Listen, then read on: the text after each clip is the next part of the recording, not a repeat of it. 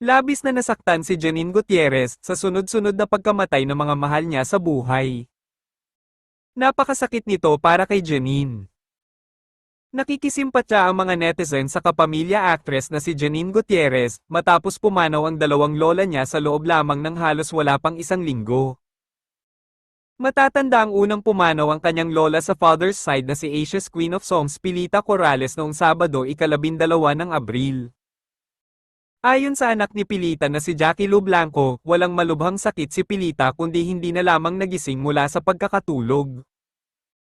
Si Pilita ang ina ng aktor na si Monching Gutierrez, na tatay naman ni Janine.